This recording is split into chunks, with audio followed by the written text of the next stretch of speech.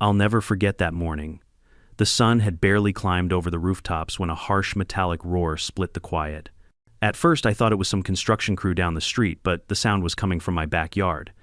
I threw on my slippers, bolted outside, and there she was. Melanie Payne, the self-proclaimed queen of our HOA, standing smugly beside a buzzing chainsaw as two men hacked into my century-old oak. That oak wasn't just a tree. It was the heart of my yard, older than the neighborhood itself, with roots deeper than Melanie's entire reign of terror. I shouted, demanded she stop. But Melanie just smirked, lifted her clipboard, and declared, HOA bylaw 47.8 unsafe vegetation must be removed. Never mind the fact that no such bylaw even exists. That's when I realized this wasn't about safety. It was about power, and Melanie had just declared war on the wrong man. Before we dive into the full story, let me ask, where are you watching from, and what time is it right now? Drop it in the comments below. The oak wasn't something you just glanced at on your way to the trash bins. It was the kind of tree that slowed you down, made you look up and remember you're smaller than time. My grandfather planted it when this land was a mishmash of pastures and gravel lanes, long before the HOA arrived with its laminated rules and weaponized clipboards. As a kid, I measured summers in rings of shade under those branches. As a man, I grilled steaks beneath them, hung lanterns there for my wife's birthday, and hammered a swing for my niece. If a yard can have a pulse, the oak was mine. Melanie Payne did not see a living memory. She saw a blemish on a brochure. I stood between her and the trunk, while her two day labor hires hesitated, chainsaw idling with a mean mosquito snarl. "Kill the engine," I shouted. "Nobody cuts another inch." One of them, cap turned backward, sweat already beading, looked relieved and reached for the choke. The other looked to Melanie, who stood as if auditioning for a corporate training video on how to be overconfident. She lifted her clipboard like a scepter. Bylaw 47.8, she repeated, enunciating each number as if it were scripture. Unsafe vegetation must be removed immediately. This is an emergency action authorized by the HOA presidency. I laughed. Couldn't help it. You can barely authorize a lemonade stand without board approval, I said. There is no bylaw 47 point anything. And even if there were, it wouldn't let you trespass on private property and butcher a healthy tree. Melanie's smile was the kind that never reaches the eyes. Mr. Boyd, the common welfare doesn't trump the law, I cut in. And certainly not my deed. One chainsaw coughed to silence. The other sputtered indecisive until its operator, sharing a quick look with me that said, "I don't get paid enough to be arrested today," eased it down too. For a breath, the morning exhaled. Birds, a pair of stubborn doves, returned to the gutter's edge and resumed their bickering as if even they had opinions about Melanie. "Fine," Melanie said, crisp as a paper cut. "If you wish to formalize this, we can formalize. You'll receive a notice of violation this afternoon." She tapped the trunk with her pen, an absurd little poke against a century of oak. Canker, rot, insect blight. See the bark fissures. Classic hazard indicators. "Classic, you misreading what you don't understand," I said. "The arborist's report is on my fridge. Healthy crown sound structure, seasonal shedding within normal limits. But tell you what, let's formalize. Right now." I pulled my phone and began recording. Her jaw twitched. "For documentation," I said, steadying the frame on her HOA badge, which she wore like a sheriff's star at a parade. "Please state your name, title, and the exact bylaw number authorizing the removal of my tree from my private property without my consent." Behind her, the workers found sudden interest in their shoelaces. Melanie tilted her head the way people do when they want to look taller than you. Melanie Payne, president of the Brookstone Meadows Homeowners Association. Under bylaw. She paused, searching in the purse of her memory for the next bluff card. 47.8, subsection B, addressing imminent safety hazards. "Great," I said, feigning gratitude. "And the text of that bylaw is..." "Where exactly?" "In the rules packet," she said, brittle. "Which you seem to chronically ignore." "Right. The same packet that lists maximum mailbox height and acceptable tones of beige. Let's do this the simple way." I opened my email app, hit record on a voice note too. "I'm contacting the board and the police. If you and your crew are still on my property when they arrive, you can explain your beige theology to them." She flared. Melanie did not like being contradicted, not publicly, not in front of people she imagined were her subordinates. She fired a quick look at the workers. "Pack up," she snapped. "We'll return with proper documentation." In HOA speak, proper documentation often means invented later. But it also meant I had a window. I walked them out, no courtesy smile, just the iron of the gate sliding shut between us. Melanie lingered on the sidewalk like a storm that couldn't decide whether to hit. "You're making this more difficult than it needs to be," she said. "That line usually precedes a mistake," I replied. "Don't make it." She pivoted on a hard heel and strode off, phone already at her ear. If I had to guess, she was calling the one or two board members who still believed her bark had bite. She would speak quickly, fill the air with confident nonsense, and hang up before anyone asked for a PDF. Inside, my kitchen smelled faintly of last night's coffee and lemon oil. I stood at the fridge and stared at the arborist's report again just to steady myself. Quercus alba healthy, estimated age 102. Replacement value $42,700. I ran a hand over the stack of papers, title and deed survey lines, fence permits, correspondence with the City Forestry Division. I didn't pick this fight, but if she wanted it official, it would be official. I dialed Thomas. If a voice could wear a tailored suit, my friends did. "Morning, Ethan. I saw your missed call. Everything all right? Define all right," I said, and told him everything from the first scream of the chainsaw to Melanie's fake scripture. He didn't interrupt, just took notes the way he always had, like a stenographer at an autopsy. "Send me the video," he said. And the arborist report. "You did the right thing by recording. 2 points. 1, trespass is trespass. 2, if she continues, we're no longer in HOA slap fight territory, we're in felony property damage. The valuation and the arborist certification are key. Keep your cool, document and call the police if they set foot there again." "Already on it," I said. "I'll CC the board on everything." "Good. Add a line requesting confirmation of the bylaw. Make them put in writing what doesn't exist." I hung up and drafted the email. Subject line: unauthorized tree removal attempt. Immediate board attention required. I kept the tone civil but cold, bullets pointed, and numbered facts, timestamps, names the fabricated bylaw 47.8 cited verbatim.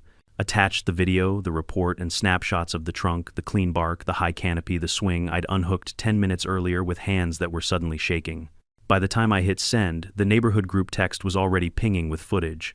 Someone down the block had gotten Melanie's dramatic entrance in sparkling 1080p, her marching across my lawn like patent chainsaw concierge in tow. The comments were a parade of clucking emojis and the sort of neutered outrage people save for minor celebrity scandals.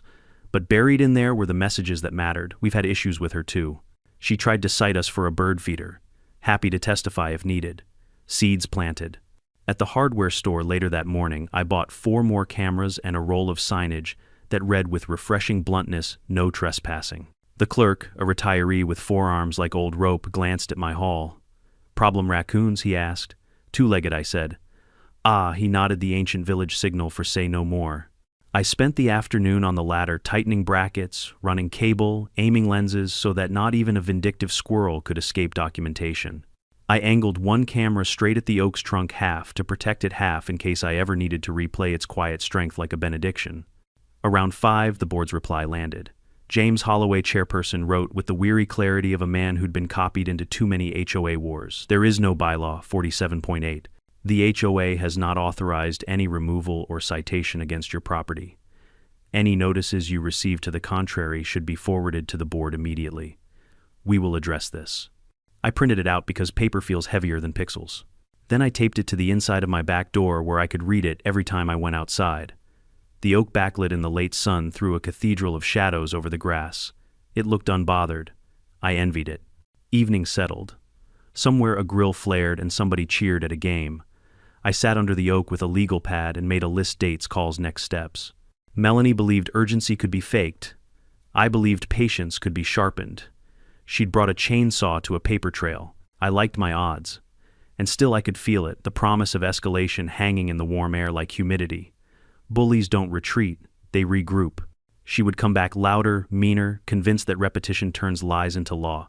Good. I wanted her to. Cameras were ready. So was I. By the next morning, the oak looked the same, solid, unmoved, a sentinel in the yard, but I didn't. Sleep had been a suggestion, not an achievement. Every creak outside had felt like the return of Melanie Payne with her phantom bylaws and her chainsaw mercenaries. By sunrise, I had brewed enough coffee to fuel a small army and decided it was time to stop reacting and start fortifying. My first call was to the non-emergency line of the Brookstone Police. "I'd like to report an attempted property destruction and trespass," I said. The dispatcher's tone shifted from routine to alert when I mentioned a chainsaw. Within the hour, a patrol car pulled up, red and blue lights, politely quiet. Officer Rodriguez, a broad-shouldered man with a mustache so perfect it looked painted on, stepped out first. Officer Chen, younger, sharp-eyed, followed, notebook ready. They walked the perimeter with me, inspecting where Melanie's hired cutters had nicked into the oak's bark. It wasn't deep, more of a scar than a wound, but the insult was worse than the injury.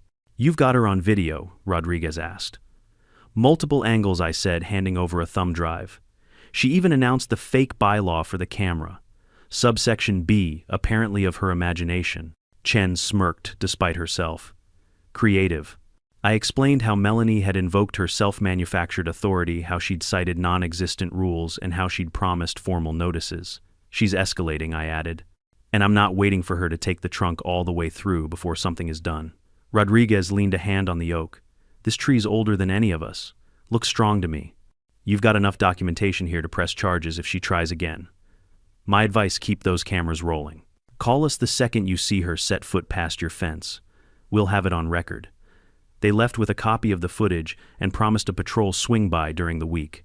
For the first time in 24 hours, I felt like the law wasn't just a phrase Melanie tossed around. It was something heavier, something that could land on her shoulders if she pushed further. "Next, call Thomas Green, my lawyer and longtime friend." When he answered, his voice carried the calm of a man whose weapon of choice was paperwork. "I've reviewed the board's email you forwarded. That alone dismantles her claim, but we need more." "What kind of more expert testimony?" "An arborist. Someone who can quantify what she almost destroyed. If this escalates to court, judges love numbers. Value age condition. And we'll need to establish that the oak is not a hazard, that her justification is baseless." "Already ahead of you," I said. "I've got a report on file. Certified arborist. Says the tree's healthy. Replacement value around 40 grand. Thomas whistled low. 40,000 Ethan. If she'd succeeded, that's felony territory. Criminal mischief, property destruction easily. With video evidence, she'd be boxed in like a raccoon in a dumpster." I pictured Melanie in a courtroom wagging her clipboard at a judge who couldn't care less about her bylaws. The thought warmed me more than the coffee. By midday, the arborist himself, Dr. Leonard Marks, came to re-inspect. He circled the oak with a reverence usually reserved for art. "Quercus alba," he murmured, tracing the grooves of the bark. "White oak. Healthy crown. Strong branching. Minimal pest presence. This tree could stand another century if cared for properly." He crouched, brushing away soil at the base. "Some superficial scarring from her attempt, but nothing fatal. If she'd gone deeper," he shook his head. "Well, you'd be mourning a part of your family history. Tell me about it," I said. "You can give me a statement." "Absolutely," he said, tucking a tape measure back into his kit. "I'll update your report, note the value, and add the risk analysis. If she tries again, there's no wiggle room." I signed his invoice with satisfaction. Every page was another nail in Melanie's coffin of credibility. Sure enough, by late afternoon, a notice appeared in my mailbox. Not from the city, not from the official HOA board, but from Melanie herself. Printed on HOA letterhead, she must have pirated from a template. The letter accused me of endangering community welfare by failing to remove the oak and threatened a daily fine of $250 until compliance. At the bottom, her signature, Melanie Payne, HOA president. I scanned it, laughed, and sent it straight to Thomas and the board. Within an hour, James Holloway, the real chairman, replied to all. "This is not an authorized communication. Please disregard any notices issued by Miss Payne outside official HOA channels." It was the legal equivalent of pulling the rug out from under her, and I almost wished I'd been there to see her face when she realized her little scheme had been exposed in writing. Still, I knew Melanie. She didn't back down, she doubled down. A woman like her believed repetition could make fiction into fact. She would claim, insist, demand until someone too tired to argue simply gave in. But I wasn't tired. I was caffeinated, camera ready, and braced for the next swing. That evening, as the oak stretched shadows across the yard, I sat beneath it with my laptop and drafted a personal log. Time-stamped entries, scanned letters, copied emails, screenshots of texts from neighbors who had filmed her trespass. I imagined one day laying it all out on a courtroom projector, the saga of a tree versus a tyrant. Halfway through typing, my phone buzzed with a message from Thomas. "Remember, Ethan, HOA power is not absolute. They can fine for paint colors and lawn length, not chainsaw diplomacy." She crossed the property line. That's where HOA ends, and the law begins. I leaned back, staring up through the lattice of branches, the leaves whispering like gossip overhead. Maybe Melanie thought she was running this neighborhood, but she'd just been handed a lesson. The law didn't wear a clipboard. It wore a badge, carried a gavel, and held receipts in neat manila folders. And I had plenty of those. If you've never received an HOA violation notice before, let me describe the sensation. It's like finding a parking ticket on your windshield when you know darn well you fed the meter. It's not fear so much as irritation, a paper mosquito bite that makes you itch in places you didn't know could itch. 2 days after the chainsaw incident, I opened my mailbox and found a neat little envelope with the HOA logo in the corner. Inside, a notice of violation addressed to me citing, you guessed it, Bylaw 47.8, unsafe vegetation hazard.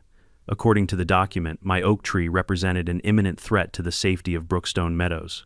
The letter demanded that I remove it within 7 days or incur a $250 daily fine until compliance was achieved. I laughed so hard the mailman probably thought I'd lost my mind. The oak was standing tall in my yard, birds fluttering in its branches, squirrels chasing each other in manic spirals, and here was Melanie Payne trying to convince the world it was a ticking time bomb. The kicker was the signature line. Melanie Payne, HOA president. She'd even stamped it with a knockoff seal. If I didn't know better, I'd have thought she raided the arts and crafts aisle at Office Depot. I marched back inside, scanned the document, and sent it to the HOA board with the subject line, Creative Writing Assignment Turned in Late. Within minutes, I got a reply from James Holloway, the real HOA chairman. Mr. Boyd, this is not an authorized communication. The board has not issued any such violation, and there is no bylaw 47.8. Please disregard Miss Payne's notice. Forward any further correspondence of this nature to us immediately. James Holloway, HOA chairman. That was polite HOA speak for Melanie is making stuff up again. Still, I wanted something more official, so I picked up the phone and called James directly. He answered with the exhausted tone of a man who's been dealing with Melanie for far too long. Ethan, I knew this was coming, he sighed. She's been overstepping for months.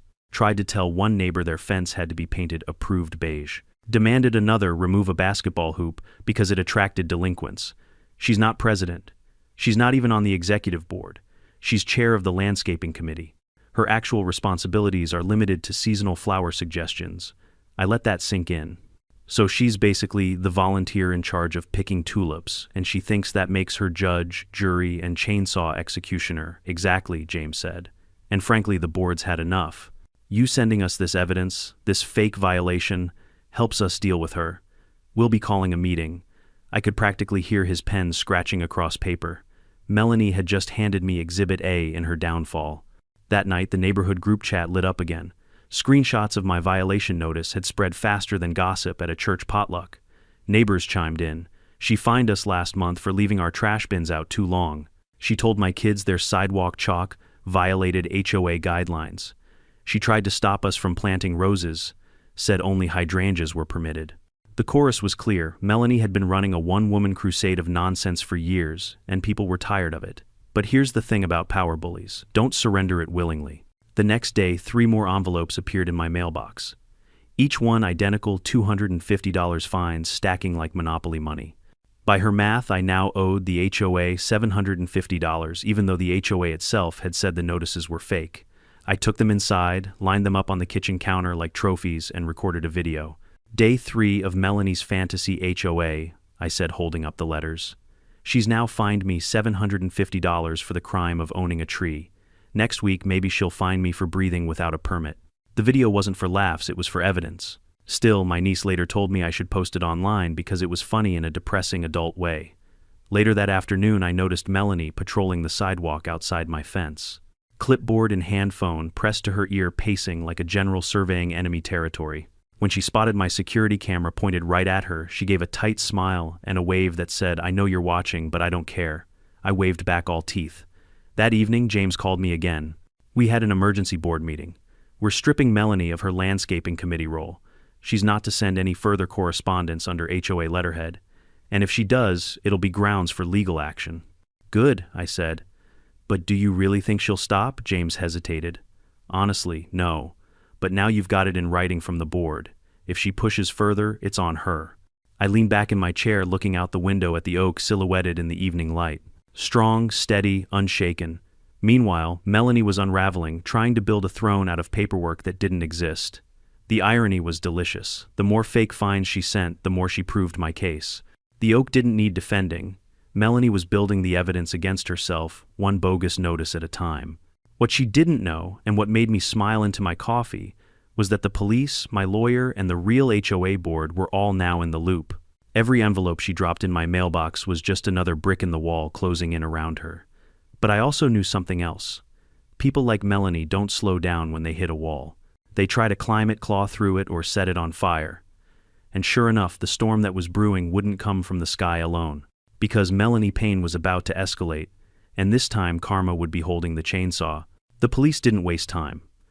2 days after the fake fines appeared in my mailbox, I heard a knock on my door that carried authority. When I opened it, Officers Rodriguez and Chen stood there again, hats tipped back, expressions somewhere between weary and stern. Behind them was a marked cruiser, lights-off presence unmistakable. "Morning, mister," Boyd Rodriguez said. "We're here on follow-up. We've spoken with the board and reviewed your evidence. Just so you know, miss, Payne's actions are under official warning status now. If she sets foot on your property again without your permission, we will arrest her for trespassing. No gray area left." Chen added, flipping open her notebook. "We also want you to understand those notices she sent you completely invalid," the board confirmed. "Keep every copy, though. Paper trail like this is gold if it goes to court." I invited them into the yard. The oak stood proudly in the middle, dappled light streaming through its branches. I watched both officers glance up at it as if they too felt its weight and worth. "She's fixated on this tree," I said. "Why? Because it blocks her view? Because she doesn't like squirrels? Because she wants to prove she's more powerful than the deed to my property?" Rodriguez shrugged. "Control. Some people don't feel alive unless they're running somebody else's life. But she's been warned. Next time it's cuffs." I nodded, thankful, though deep down I knew Melanie wouldn't take the hint. If bullies could read caution signs, they wouldn't be bullies. After they left, I headed to the hardware store again. This time, I wasn't just thinking cameras, I was thinking perimeter. Motion lights reinforced locks, the kind of signage that makes even delivery drivers think twice about stepping off the walkway. I bought enough no trespassing and 24-hour surveillance signs to decorate my yard like a crime drama set. Back home, I set up the new system. Each camera connected to cloud storage, each motion light rigged to blaze at the slightest raccoon shuffle. My phone pinged with alerts every time a leaf fluttered, which was annoying but satisfying. At least I knew the oak wasn't alone anymore. It had digital guardians. The first night the system was live, I sat on the porch with a cold beer watching the cameras cycle on my tablet. The oak loomed in the center frame, proud as ever, with its branches whispering in the dusk breeze. For the first time in weeks, I felt prepared.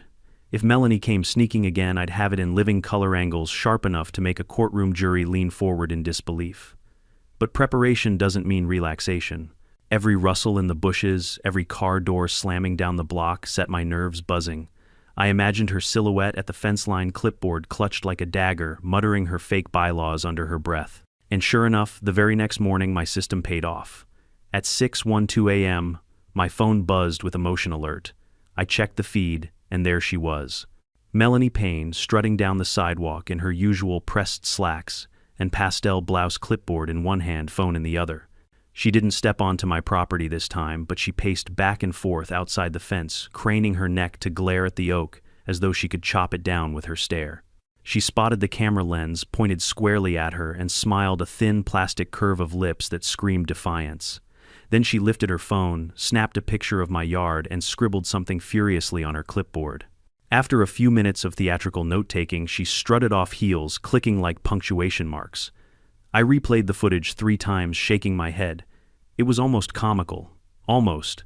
Except comedy doesn't usually come with the threat of chainsaws and lawsuits. Later that day, an email arrived from the HOA board. "Mr. Boyd," it read, "please be aware that Miss Payne has been formally stripped of all committee responsibilities. Any correspondence you receive from her claiming HOA authority is fraudulent. Should she attempt to fine, cite, or penalize you again, please forward it directly to the board." The message ended with a final line that made me smile. "We regret her behavior has caused disruption. Steps are being taken to prevent recurrence." Translation: Melanie Payne had just been publicly declawed. But in my gut, I knew better. She wasn't going to lick her wounds quietly. No, she'd be back louder, meaner, and dumber, because that's how people like her operate. That evening, I sat beneath the oak again. The branches swayed the air, smelled of earth and history, and I thought about how this tree had stood through a century of storms, wars, and winters. If Melanie thought she could intimidate it or me, she was out of her depth. Still, as twilight settled and the neighborhood lights blinked on one by one, I couldn't shake the feeling that the real storm hadn't hit yet. The cameras, the warnings, the emails, they were just sandbags stacked against a rising tide. And if history had taught me anything, it was that Melanie Payne didn't back down. She regrouped. She schemed. She came back swinging. And as I sipped the last of my beer staring up into the Oaks Cathedral canopy, I made a quiet vow when she did I'd be ready. It happened 3 nights later, the kind of night where the sky seems determined to shake loose every secret it's been holding. By sundown, the wind had already picked up, making the oak's branches sway like old dancers keeping rhythm with the storm. I sat inside with the cameras open on my tablet Rain, battering the windows, thunder rolling so deep it rattled the glasses in the cupboard. The oak, my oak, stood tall and steady. It had weathered storms for a century. This one would just be another entry in its long history. But across the street, Melanie Payne's yard told a different story. Her pine tree, tall but brittle, starved of care for at least 2 years, leaned ominously as the gusts tore at its limbs. I'd noticed before how the needles had browned, how bark peeled off like paper strips. Neglected, ignored. A storm like this was going to test it, and I already knew how that test would end. Around 10 p.m., it happened. A crack so loud it cut through the roar of thunder, a splintering shriek of wood giving way. I rushed to the window, and there it was, the pine collapsing in slow, terrible grace like a felled giant. It landed square on Melanie's roof, smashing shingles, splitting beams, collapsing part of her second story. The cameras caught the moment in sharp definition, raindrops glinting like sparks, as the tree punched a jagged wound straight through her pristine white siding. The neighborhood woke. Lights flipped on doors, open voices rose in disbelief. And in the middle of it all, Melanie herself came tearing into the street, drenched hair plastered across her face, pointing straight at my house. "You did this!" she screamed. Her voice cut through the storm, almost as sharp as the lightning. "You sabotaged my tree, you poisoned it, you made this happen." I stepped out onto my porch, rain stinging my skin, and stared back at her. "Melanie, you've lost it. That pine's been dead for years. Everyone could see it coming." She advanced halfway across the street, finger jabbing like a weapon. "You wanted revenge. You made my tree fall." By then, the officers had arrived. Rodriguez and Chen again pulling up with wipers, slapping furiously headlights, cutting the sheets of rain. They jumped out, hurried over, and immediately tried to calm Melanie down. "Ma'am, back away," Rodriguez ordered, holding a hand up. "This is an accident caused by the storm. Nothing criminal here." But she wasn't listening. She jabbed her finger toward me again. "Arrest him. He's been plotting against me. You saw the emails, you know he wants to destroy me." Chen shook her head, firm but calm. "Miss Payne, we have documentation on your pine tree. Multiple neighbors have reported its poor condition for over 2 years. This is weather damage, nothing more." Neighbors had gathered now, raincoats thrown over pajamas, umbrellas, bending under the wind. And one by one, they started speaking up. "She never trimmed that tree. It's been dead since last spring. I told her to call an arborist last year." Their voices cut through Melanie's accusations, a chorus of reality against her delusion, and she hated it. I could see it in her eyes, the fury of someone who thrives on control, realizing the crowd no longer believes her. Finally, Rodriguez stepped in. "Miss Payne, this is not the Boyd's responsibility. You'll need to contact your insurance and the city inspector tomorrow morning. End of discussion." Melanie turned, rain streaming down her face, and for a second I thought she might lunge at me. But then she did something worse. She smiled. A slow, eerie smile that promised she wasn't finished. She stormed back into her house, slammed the door behind her, and the storm carried on. I stood there on the porch, soaked through heart-hammering, and let out a bitter laugh. "The universe doesn't need my help to punish you," I muttered. The next morning, daylight revealed the damage in merciless clarity. Half of Melanie's roof was caved in. Broken glass glittered across her driveway. Blue tarps flapped where emergency crews had tried to stabilize the mess. Neighbors walked past, shaking their heads, whispering. And of course, right on cue, another envelope showed up in my mailbox. This one was a handwritten incident report accusing me of malicious negligence leading to property damage. She'd even underlined it 3 times as if that gave it weight. I didn't even bother opening the whole thing. I took a photo, sent it to James Holloway and the board, and attached it to my growing file. Then I sent a copy to Thomas, my lawyer, who replied almost instantly. "She just gave us Exhibit B. Keep it safe." By lunchtime, the police had returned not to question me, but to check on Melanie, who neighbors said was wandering the street, muttering about conspiracies and vendettas. She refused help, refused to talk, and slammed her door again. The oak stood in my yard, calm and eternal, casting shade, as if none of it mattered. And maybe to the oak it didn't, but to me it was clear the storm hadn't just brought down a tree. It had brought Melanie closer to collapse, too. Her pine had fallen, her roof was broken, her lies were unraveling. Yet deep down, I knew she'd twist even this disaster into another excuse to attack. Because Melanie Payne wasn't just unlucky, she was relentless. And the storm that had toppled her tree had only set the stage for something bigger, darker, and more dangerous. The storm passed, but the fallout didn't. By the time the tarps on Melanie Payne's roof stopped flapping, the city inspectors had already scheduled a visit. Funny thing about emergency damage, it tends to invite a closer look. And when the inspectors showed up in their reflective vests and clipboards, they didn't just see a fallen pine tree. They saw the whole rotten picture. Peeling paint, cracked siding, gutters clogged so thick with pine needles they sprouted moss. And that was just the exterior. From the sidewalk I watched them frown, shake their heads, scribble notes. Melanie trailed behind them like a furious shadow, trying to narrate away each violation. That's temporary. I've already scheduled repairs. Those cracks aren't structural. That moss is ornamental. The inspectors didn't buy a word. One of them snapped photos, another measured the sag in her porch. When they were done, they left her with a bright orange notice taped to her door. Failure to maintain property. Multiple code violations. Mandatory compliance within 60 days or face fines. It was deliciously ironic. Months earlier, Melanie had filed petitions with the city to tighten neighborhood standards, hoping to weaponize stricter codes against everyone else. She'd bragged about it at HOA meetings, waving paperwork like a battle flag, and now those very standards had circled back like a boomerang with her name etched on it. That evening, the neighborhood group chat lit up again. Screenshots of her violation notice circulated like wildfire. One neighbor quipped, "Guess she should have fined herself first." Another added, "Maybe she'll cite herself for unsafe vegetation hazard too." I stayed quiet, but inside I was grinning. The next day, Melanie doubled down. She called an emergency HOA inspection and delivered notices to half the block. People found slips in their mailboxes, claiming everything from unauthorized lawn ornaments to non-compliant mailbox paint. She even dinged the Millers for having an unapproved trampoline, though it had been there since before she moved in. But here's where she miscalculated. She filed the same notice against her own property. Apparently she thought blanketing the entire neighborhood would make it look like she was fair and balanced. The problem, her own house, really was out of compliance. And when city officials reviewed the paperwork, they realized she'd essentially confessed to her own violations in writing. It was self-sabotage at its finest, like reporting your neighbor for speeding while handing the cop your own unpaid tickets. Word spread fast. By evening, neighbors weren't just annoyed, they were laughing. "She fined herself," someone posted. "That's commitment." Another neighbor wrote, "Does that mean she owes herself $250 a day, hope she pays on time?" Still, the humor didn't erase the tension. Melanie's behavior was unraveling, and everyone could feel it. She stalked the sidewalks with her clipboard, jotting down phantom offenses, glaring at kids' bikes left on driveways, snapping photos of flower beds. It was like watching a dictator cling to power after the throne's already been carried off. I kept my cameras rolling, my files growing thicker. Each notice she slipped into a mailbox. Each photo she snapped of my oak became another brick in the wall, closing in on her. Then came the board meeting. James Holloway had called it after receiving dozens of complaints. Neighbors packed into the community center, folding chairs, squeaking murmurs, buzzing. Melanie arrived late, striding in as if the room owed her silence. She wore her usual pastel blouse and pearls, but the dark circles under her eyes betrayed the storm inside. When James opened the floor, the floodgates burst.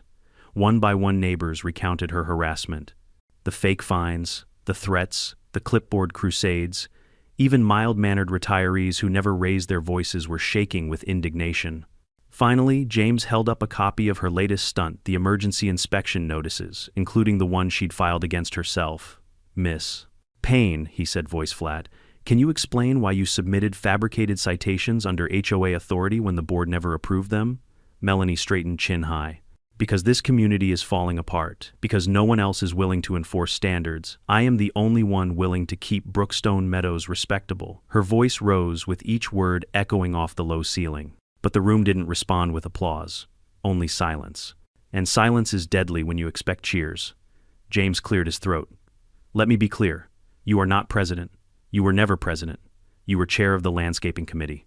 That role has been revoked. You have no authority to issue fines, notices, or citations of any kind. Do you understand?" The silence stretched. Melanie's face flushed crimson. Then, with a sharp huff, she stormed out, clipboard clutched like a life raft. The room exhaled. Neighbors traded glances, relief tempered with unease. We all knew what that meant. She wasn't finished. Melanie Payne wasn't the type to fold her tent and vanish. No, she'd come back, harder. When I got home that night, I sat beneath the oak with my tablet scrolling through the footage of her pacing the sidewalks, scribbling on her clipboard. The tree swayed gently overhead, leaves whispering like conspirators. I thought about how storms don't always announce themselves with thunder. Sometimes they creep back at midnight carrying chainsaws. And sure enough, in the pit of my stomach, I knew the truth. Melanie was about to cross a line she couldn't uncross. I should have known it wouldn't end with a board meeting. People like Melanie Payne don't take humiliation as a lesson, they take it as gasoline. By the time the next week rolled around, my gut was already warning me something was coming. The oak had stood for over a century, but Melanie had made it her personal vendetta. It was just after midnight when my phone buzzed with a motion alert. I was half asleep on the couch, still in yesterday's flannel shirt when I tapped the screen. The camera feed flickered into view, and there she was. Melanie Payne, dressed in dark sweatpants and a rain jacket, her hair tied back in a messy bun, sneaking across my lawn like a burglar in a community theater play. And in her hands, a gas-powered chainsaw. I sat bolt upright, adrenaline turning my veins into live wires. She yanked the starter cord, and the chainsaw snarled to life loud enough to wake the whole block. The oak shuddered as she pressed the blade into its trunk. Sawdust sprayed like sparks floating in the camera's infrared glow. I didn't hesitate. I dialed 911 with one hand and slipped on my boots with the other. "This is Ethan Boyd at 214 Brookstone," I said, voice clipped, urgent. "She's back. She's on my property right now with a chainsaw. Send units immediately." Dispatch assured me officers were on their way. Meanwhile, I stepped out onto the porch, phone in hand, camera light flashing. "Melanie, drop it," I shouted over the roar. "You're on camera. The cops are coming." She didn't even flinch. Her eyes glowed wild in the lamplight as she leaned harder into the cut-teeth bared chainsaw whining against the oak's thick trunk. "This tree is a menace," she screamed. "I'm saving the neighborhood." By then, neighbors were pouring out of their homes, drawn by the racket. Robes, flapping slippers, squelching on wet grass, they stood on the sidewalks in shock. A few raised their phones, recording. One kid shouted, "She's nuts," and his mother yanked him back. I kept my distance. No way was I tangling with a spinning blade wielded by a woman unhinged. But I didn't need to. Sirens wailed in the distance, growing louder until red and blue lights bounced across the street. Two cruisers screeched to a stop, and out came Rodriguez and Chen, weapons holstered but hands firm on their belts. "Drop the saw, Miss Payne," Rodriguez bellowed. She turned, eyes wide, face streaked with sweat, and shouted back, "You don't understand. I'm the president. I have the authority." Chen stepped forward, voice calm but sharp. "You are trespassing. You are committing felony property damage. Drop it now, or we will take you down." For a moment, I thought she'd keep going. She was that far gone. But finally, with a frustrated wail, she let the saw clatter to the ground. Sparks hissed as the chain spun to a stop. Officers moved in, cuffing her as she kicked and cursed. The oak bore the wound. A deep, ugly gash cut halfway through its trunk, raw wood, exposed sap bleeding like amber tears. My heart sank as I realized what that meant. Sure enough, the next morning, the city arborist arrived to inspect. Dr. Marks, the same man who'd praised the oak's health weeks earlier, walked slowly around it, measuring, probing. His face was grave. "Ethan," he said finally, "I hate to tell you this. The structural integrity is compromised. With a cut this deep, the tree is unstable. It could collapse in a storm, or even under its own weight. For safety reasons, the city will have to order its removal." It felt like a funeral notice. That tree had survived a century of storms, but it couldn't survive Melanie Payne's madness. When the crew came to take it down, half the neighborhood showed up to watch. Some stood silent, hands in pockets, heads bowed. Others muttered angry words about Melanie. I filmed the whole thing, not out of voyeurism, but out of duty. Evidence, closure. Later, Thomas, my lawyer, called with news. "She's in deep this time. Trespass, criminal mischief, felony, vandalism, reckless endangerment. And with your footage, the neighbors' videos, the officer's testimony, there's no wiggle room." I sat on my porch watching the crew grind the oak into logs and felt the irony sting. "So she got what she wanted," I said bitterly. "The tree's gone." "Not exactly," Thomas said. "She didn't get it removed. She got it destroyed. There's a difference. And the law knows the difference. She'll pay, Ethan.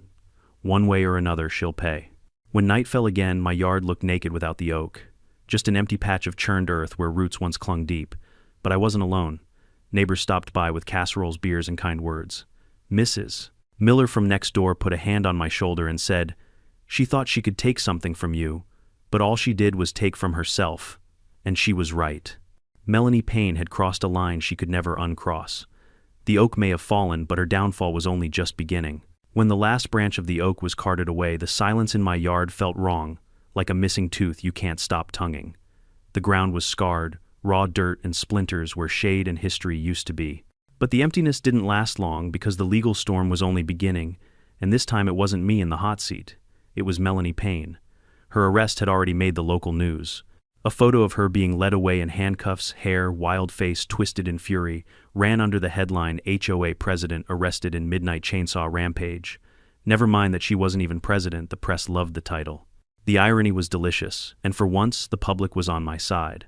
Comments online skewered her Karen energy level 100. Imagine losing your mind over a tree. Meanwhile, Thomas, my lawyer, kept me updated. "The DA is treating this as a felony," he said, his voice calm but edged with satisfaction. "Multiple counts: criminal trespass, felony property damage, reckless endangerment. And given her history with those fake notices, we've got a pattern of harassment that strengthens the case." I asked the question that gnawed at me, but what if she tries to spin it, claim she was protecting the community or that she had authority? Thomas chuckled. "Ethan, you've got her on camera inventing bylaws. You've got the board's official statements, the arborist reports, the police warnings. Her defense is a house of cards in a hurricane. This isn't going away for her." Sure enough, the HOA board met again, this time without Melanie. The community center was packed. James Holloway stood at the front solemn and read a prepared statement. Effective immediately, Melanie Payne is barred from holding any HOA committee or leadership role. She is further prohibited from issuing communications on behalf of Brookstone Meadows. The board will cooperate fully with law enforcement in her prosecution. The room erupted not in chaos but in applause. Neighbors clapped, some cheered, others just sighed in relief. For years, Melanie had been the self-appointed dictator of hydrangeas and hedge heights. Now she was dethroned, humiliated, and facing real consequences. But the victory wasn't mine alone. Something shifted in the neighborhood. People who used to keep their heads down started speaking up. The Millers offered to help me with replanting. The Johnsons organized a neighborhood watch group. Even old Mr. Carter, who rarely left his porch swing, came over with a thermos of coffee and said, "Guess we all needed a reminder that tyrants only rule if we let 'em." It felt good. Strange, but good. For the first time in years, Brookstone Meadows felt less like a prison of rules and more like a community. Insurance came through, too. They covered the cost of removing the oak, reimbursed me for its appraised value, and even approved funds for replanting. It didn't bring back the century-old tree, but it softened the blow. As for Melanie, her downfall deepened. Court dates were set. Reporters staked out her driveway, snapping photos of her scowling under a hoodie as she fetched her mail. One article detailed how the city had fined her property for multiple code violations, ironically, the very standards she had lobbied for. I won't pretend I didn't savor the irony. She had tried to bury me in paperwork and fines only to dig her own grave. But justice wasn't just about punishment. It was about closure. And the day Melanie stood in front of a judge trembling in her pastel blazer was the day closure finally came. I sat in the back of the courtroom watching as the DA laid out the evidence. The videos, the notices, the arborist's report. Officer Rodriguez testified about the warnings she'd ignored. Chen described the arrest, the midnight chainsaw still humming when they arrived. The judge listened, lips pressed tight, expression unimpressed. Melanie tried to defend herself, of course. "I was protecting the community," she said, voice cracking. "That tree was dangerous. The HOA bylaws." The judge cut her off. "Miss Payne, those bylaws do not exist. Your actions were unauthorized, unlawful, and reckless. You endangered yourself, your neighbors, and destroyed property of significant historical and monetary value. This court is not in the business of indulging fantasies of authority." Hearing that, seeing Melanie's face collapse under the weight of truth was more satisfying than I expected. Not because I wanted her ruined, but because I wanted the madness to end. The sentence came down: restitution for damages, mandatory community service, mental health counseling, probation. And most striking, she was barred from holding any position of authority in the neighborhood ever again. Later, Thomas leaned over to me in the hallway. "She'll also have to sell. Too much debt now, too many fines. She won't stay here much longer." I walked out of that courthouse lighter than I'd felt in months. The oak was gone, but so was her shadow. That evening, the neighborhood gathered in my yard. We grilled burgers, kids played tag where the tree once stood, and for the first time in a long while, people laughed without glancing nervously at the sidewalk.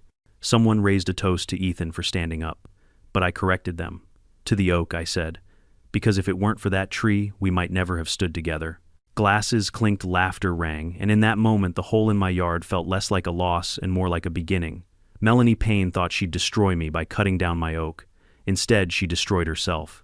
And in her absence, something stronger began to take root, not just in my yard, but in the whole community. The morning after the courthouse verdict, I stepped into my backyard and felt a strange kind of quiet. For the first time in months, there was no dread humming in my chest, no fear of finding Melanie Payne lurking with her clipboard or a chainsaw. The oak was gone, yes, but the emptiness no longer felt like defeat. It felt like a foundation. That week, my neighbors rallied. The Johnson kids painted a sign that read, "This yard is ours too," in bright crayon colors. The Millers showed up with gardening gloves and bags of soil. Even Mr. Carter, who hadn't lifted a tool since the Reagan administration, brought his old shovel.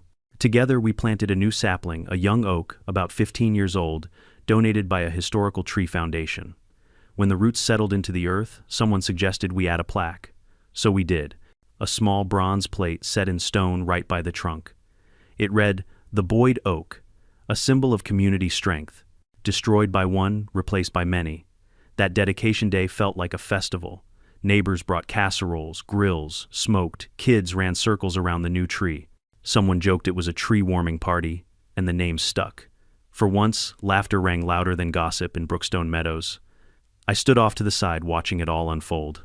People who used to avoid each other now swapped recipes and stories. Folks who once whispered about HOA politics now laughed openly about Melanie's fake bylaws. My yard, once the battleground, had become the gathering place. Of course, not everyone was in a party mood. Across the street, Melanie's house sat dark and silent. For sale sign crooked in the lawn. She was gone, forced out by debt fines and humiliation. The storm had claimed her throne, and now she was just a bitter memory. Still, her shadow lingered. A few neighbors confessed they feared another Melanie might rise one day, a new tyrant, with a clipboard and a taste for control. I smiled and pointed to the oak sapling. That's why we planted this. It's not just a tree, it's a reminder. One person tried to tear us down, but together we grew back stronger. As weeks passed, the neighborhood settled into a rhythm it hadn't known in years. Kids played basketball without violation notices taped to their hoop. Gardeners planted whatever flowers they pleased. The HOA, under James Holloway's steady leadership, returned to what it was supposed to be, a board that maintained the pool schedule and organized summer barbecues, not a weapon for personal vendettas. Insurance checks arrived, covering part of the replanting and even paying for new landscaping around the sapling. With the extra funds, we added benches beneath the young oak, turning the spot into a little parklet. People came to sit to talk, to share coffee in the mornings. The oak wasn't fully grown yet, but already it was bringing us together. One evening, as the sun dipped low and painted the sapling in gold, Mrs. Miller asked me if I regretted any of it. The fights, the stress, the endless nights of paperwork. I thought about it. About the sleepless nights, the fear of hearing that chainsaw roar again, the heartbreak of watching my century-old oak fall. Regret, I said, shaking my head. No. Melanie thought she destroyed me, but all she did was prove how much we needed each other. This community was asleep. That tree woke us up. The lesson was simple, but sharp tyrants only win when people stay quiet. And sometimes it takes a storm or a chainsaw to remind everyone where the real power lies. I ended the evening under the new oak beer and hand neighbors chatting around me. The sapling swayed in the breeze, small but determined. Its roots were finding the soil, gripping deeper each day. And I realized something. Melanie Payne had destroyed a tree, but she had planted something she never intended, a community that wouldn't be bullied again. The oak would grow. We would grow with it. And the next time anyone tried to swing a chainsaw through our peace, they wouldn't just face me, they'd face all of us. If there's one thing this whole ordeal taught me, it's that strength doesn't come from standing alone. For months I thought it was me against Melanie Payne, one homeowner versus the iron fist of a clipboard tyrant. But I was wrong. The real turning point wasn't when I called the police, or when the board stripped her of her title, or even when the judge handed down her sentence. It was when my neighbors finally said, "Enough." Community isn't built in meetings or bylaws. It's built in moments when one person speaks up and another nods in agreement, and suddenly the silence breaks. The oak tree was just a tree, yes, but it became a symbol of what happens when people refuse to bow down. Even after it was cut, its roots gave us something to rally around. Life will always bring us people like Melanie, loud, arrogant, convinced their power is bigger than an island. But life will also bring us oaks, symbols of patience, strength, and resilience. When the oaks fall, it's our job to plant new ones, stronger ones, together. So if you take anything from my story, let it be this. Don't let bullies define your community. Stand tall, grow roots. And remember, no chainsaw can cut down what we build together. Now, I'd love to hear from you. Have you ever faced a Melanie Payne in your life, someone who tried to control or intimidate you? Drop your story in the comments and let's remind each other that bullies only win if we let them. And if you enjoyed this saga, hit that subscribe button because there are more HOA stories where this came from.